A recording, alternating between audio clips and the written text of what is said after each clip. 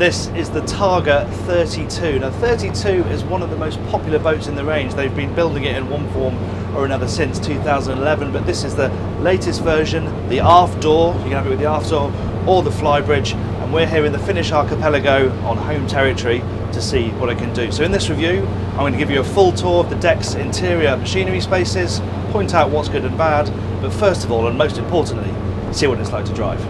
I'm Jack Haines, welcome to YachtBuyer.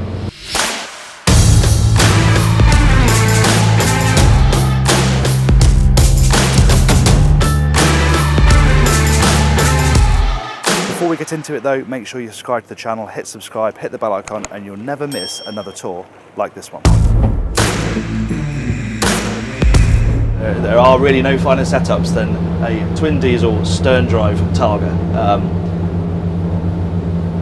They just totally belie the way they look when it comes to handling and performance, but it's the balance and the grip, the lightness of the steering.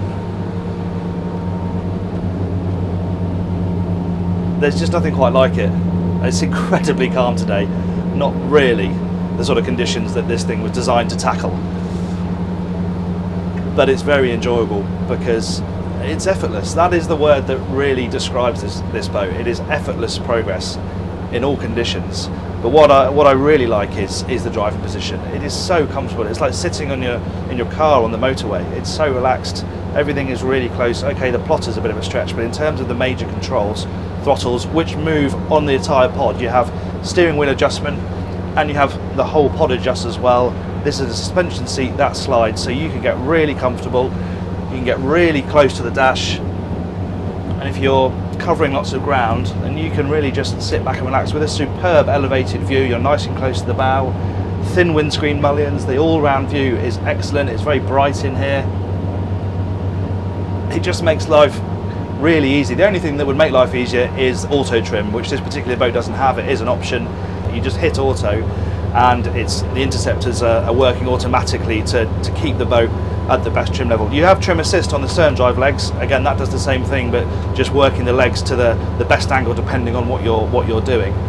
Back in the day, you've had your manual Volvo instruments up there. Now it's screens, of course, but they're very clear. You've got your engine information on display the whole time. Nice big plotter here where we've got the charting information. And really simple switchgear that you can hit with gloves on, not tiny little buttons. It's all clearly labelled. You can hit it at a glance. Functionality is key to these boats, and everything just works. You have a side door here. This is a very important part of the ventilation inside this cabin, and you can just have it ajar, just give you a little bit of breeze.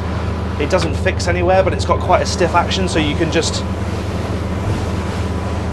put it at various different levels and then you can lock it in place when it's closed. In these sort of conditions, this sort of environment where you are threading through narrow passages, often at high speed, having the immediacy and the grip and the stability and the predictability of this handling setup is really rewarding and really important. If you need to avoid something last minute, then the boat has really good instantaneous reactions. And the grip is extraordinary. It just feels so secure whatever you do.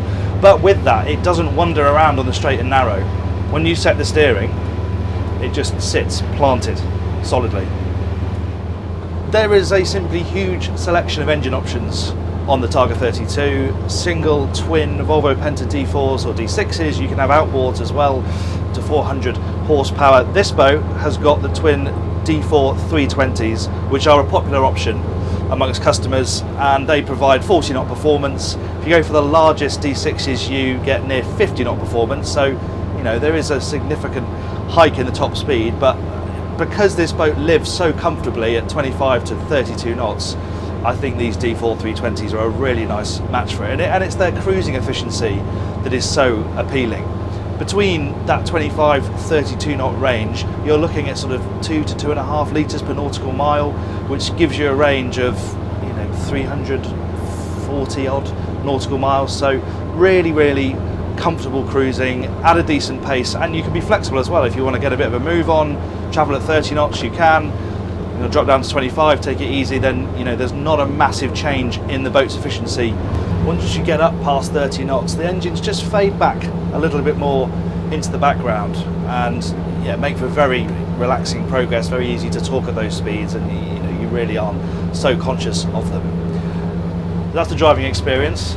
Let's pull up and have a closer look around the decks and interior.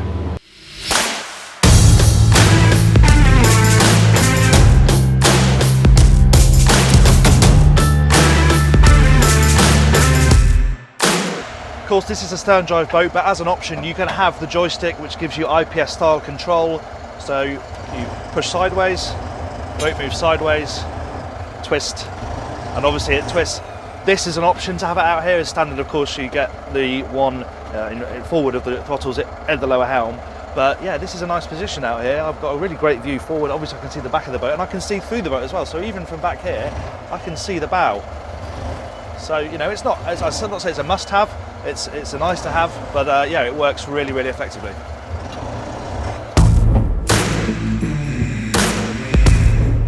Right then, on with the tour, and this 32 is actually quite an un-Targa colour. It is in fact the same boat that was at the Düsseldorf boat show, and we've toured that boat, and I will put a link to that tour in the description. But let's go over it again just to remind ourselves what it's like. Starting back here, fixed bathing platform, big, thick rubber bumper all the way around the boat. So, if you have to bump up against things, the fenders aren't quite ready, you're going to be protecting the hull side. This hatch here, set into the platform, is purely for getting to the stern drive. So you get something caught up around the props, then you can manually reach down and hopefully try and sort it out. This gives you very, very clear access to the drives, which is always nice. Now this boat has got the black line package, so that means you get this powder coated black railings. A lot of the boats in this genre are doing this now, rather than moving away from the traditional stainless steel, and it does lend it a bit more of a modern look. It's obviously still a Targa, but certainly a little bit more contemporary, and mixed with this lovely thick teak up here that runs all the way around the boat. It's a really, really nice effect. These are storage racks for the fenders, so you're going to be able to swallow those really easily. They're not going to be taking up space inside the lockers. They're stowed back here nice and neatly. Very effective bit of design. Up into the cockpit, as you can see, we've got this cockpit shade here, which we very much need today, but that works really nicely. It gives you a bit of protection out here in the cockpit. There's a slot for a table down here, and this is a really good size. It's very wide, obviously it's very sheltered, and yeah, this is your sort of main outdoor dining space. You can have the 32 with a flybridge, but you can't have the aft door and the flybridge. You can have that at the 37, but with the 32 you've got to have one or the other. This is a nice little perch, this bench here. This is a really nice place just to sit, watch the wake pouring out from under the bathing platform when the boat's on the move, and this does fold down flush against the wheelhouse if you want to move it away to give yourself a bit more space. Storage on both sides here. I'd like to see a gas ram on these, and all the lockers actually out there, because they are quite heavy. If they slam down, you'd really know about it, but they are a good size and obviously very usefully located, and you've got nice cutouts here, so you can run the lines in here and put them away in the locker at the same time, so that's quite neat. You've got boarding gates on this boat. They don't align with the side door, which is a little bit of a shame, because it means if you're single handing, you can't go from side door through side gate onto the pontoon, but it's nice to have them. It's a really simple mechanism. They just open it like that and then clip down very satisfyingly. Nice bit of teak tread here as well to help you with a bit of grip when you get on and off the boat. In the floor here we have quite a handily placed cooler. There's not a sort of fridge on the outside of the boat, but you've got the cooler in the deck there, so you have got some cold drinks on deck. You don't have to go into the galley to get hold of them if you don't want to. This ladder here gives you access up onto the roof, and this boat is kitted out with racks, so you can put your stand-up paddle boards, all that sort of stuff can all go up there, and you've got really easy access through this ladder. It feels incredibly safe to move around this boat. Obviously these teak rails come up very high, you've got the railing on top, and then the teak sort of blends down into pure railing, but you just feel really well protected all the way around and you're moving around the boat.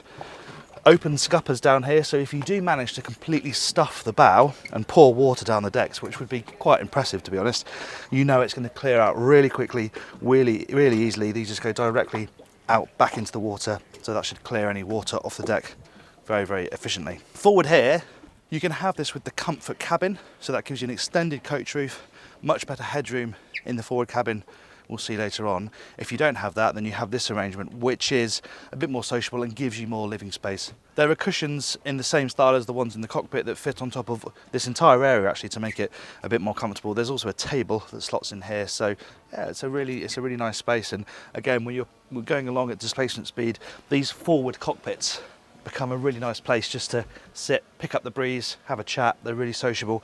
It's practical as well. Again, more lockers. This one's actually got a hinge to stop it slamming down. The other two haven't. But this is where the table lives. You can see you've got the leg and the top all neatly packed away. And then on either side, you've just got really handy, deep lined but drained storage lockers. Being able to get on and off the boat really easily is very important in the domestic market for the Finns. So you have the single rung ladder that goes down over the bow and a nice bit of teak there to give you some grip, and then through here you've got a really deep locker there, plenty of space to stow your anchor. And yeah, I mean, it's all practical, sensible stuff as we expect from Targa. Let's have a look inside. Quite a large step into the wheelhouse, but once you're in, the smell of teak just hits you in the face. It's all very Targa and very practical. Just the things like having spaces for your fowlies right by the door as you come in. Nice fiddled shelving here. The battery switches are all up here, very easy to get to, just inside the door, exactly where you want them. Some lovely fiddled storage down here, dedicated to charts. Yeah, it's traditional. It's classic Targa really, but it does look and feel the business, and incredibly solid and hard wearing. Now with this layout, we have an aft cabin down here. It is very much open plan, and there's a few level changes, there's a few obstructions, but actually once you're down and in the cabin, the bed itself, it's really pretty good. And you've got another pipe berth down here as well, so if you've got another person on board, especially a kid, I mean, it's a not amazing headroom in there. It's going to be a little bit claustrophobic, but hey, it's another space, and it can just be used for storage. You can chuck your bags on there and things. But yeah, this is a decent sized double bed. A bit of a squeeze to get in and out if somebody wants to get out in the middle of the night. But you know, considering the constraints of the design, it works well enough. What is quite nice is the bathroom, and they've got this clever split door, so that folds away like that, which is genius. And then actually the headroom within this wet room is really very good. I'm 6 foot tall and I've still got plenty of space above my head. It's not the most spacious place to have a shower. It would be a little bit cramped, but it's finished very nicely. Obviously you've got your toilet here as well. Teak is lovely. There's a bit of storage up here. Again, hooks all over the place. Just all very useful stuff. Nicely executed with the space they have. And the last thing to point out is you have a nice hanging locker here as well. You can tuck all your clothes away. Moving forward, up the steps and into the saloon proper. Obviously you have your main dinette here, so some storage over here really. The galley, as is the Targa way, is forward. We'll have a look at that in a second. So here, this is really just dedicated to storage, but again it's all lined out really nicely and all that lovely teak. All the drawers here, they're all soft close, and there's just plenty, not big storage spaces, but lots of little storage spaces that are very useful. L-shaped dinette. Table just extends like that, and having this little fiddle tray when it's not in use is actually really useful. We've been chucking phones, microphones, camera bits all down there, and even though the table's not fiddled, having that there does just make it all a bit more secure. And this is a really useful area as well, where you can put stuff and know it's not going to roll onto the floor. Over this side we have two-way backrest, so obviously in dining mode you can extend the dinette forward, and then when you're travelling along you have a twin bench that faces forward and a nice footrest that extends out here. So this is a really nice position. A couple of people here can sit alongside the skipper, and I like the fact that you can push this footrest in and out with your feet. This is a great position. It's really nice. Storage under here as well.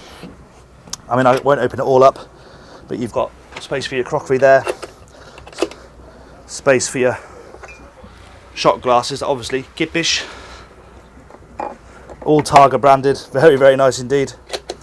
And then this is, we're used to this on Targas now, but this is, it's a small galley, but you've got a couple of burners, you've got your sink. This is the difference with this compared to, say, the Nordstar 31, where you have a more sort of formal galley on the starboard side. Gobbles up more space on the companionway, but it does feel a bit more proper. This is basic, but it does the job, and you're not going to be cooking Sunday dinner on here anyway. Very practical space, this.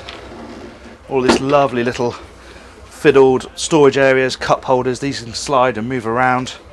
and you've got more space here for charts, navigation equipment, and then the whole thing lifts up, and that's what gives you access down to the forward cabin. Now, as I said, you can have the comfort cabin. This is not the comfort cabin, so this gives more space to the foredeck. If your cabin space is your thing, you'll want the comfort version. It does mean you just get a coach roof with some sun pad on it there, so you don't have that forward cockpit, but you do get more space down there. But this is fine. I can just about stand up in here. You've got a split berth, which is a decent size actually. It goes quite a long way forward. You haven't got any formal hanging space in here, but you've got, again, some hooks where you can hang some clothes up. But as the owner, you'd probably be in the aft cabin on this boat. It's a functional space. It's not enormous, but it does the job. Right, last place to look at then is the engine room.